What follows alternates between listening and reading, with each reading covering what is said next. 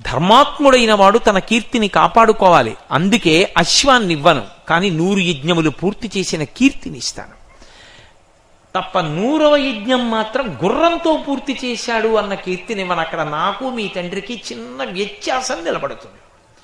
సరే, అలాగే నిలబడనివ్వండి అని రఘుమహారాజు గారు తిరిగి వచ్చాడు. 100వ యజ్ఞం కూడా పూర్తి చేసినందుకు దిలీప మహారాజు సంతోషించి రఘుమహారాజు గారికి పట్టం కట్టి వెళ్ళిపోయాడు. వానప్రస్థానికి వెళ్ళిపోయాడు. సుదక్షిణాదేవితో కలిసి రఘుమహారాజు గారు పరిపాలన చేస్తున్నాడు. రఘుమహారాజు గారు పరిపాలన చేసిన కాలంలో 4 దిక్కులకి వెళ్ళాడు. ఎంతంత దూరం వెళ్ళాడంటే ఉత్తర దిక్కున హిమవంతుడి వరకు వెళ్ళాడు. 4 దిక్కుల ఉన్నటువంటి భూమండలాన్నంతటినీ గెలిచి తన ఛత్రఛాయల కింద పరిపాలించాడు. పరిపాలించడం కాదు, విశ్వజిత్ అని ఒక యాగం చేశాడు. ఆ యాగంలో తనకున్నటువంటి ధనాన్నంతటినీ కూడా దానం చేసేసాడు.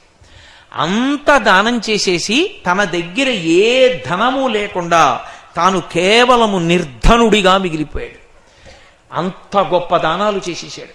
ఇంత గొప్ప దానాలు చేసిన తరువాత అదే సమయంలో వరతంతువు అని ఒక మహర్షి ఉండేవారు. ఆయన అందరికీ విద్య నేర్పుతూ ఉండేవాడు. ఆయనకి రాని విద్య లేదు.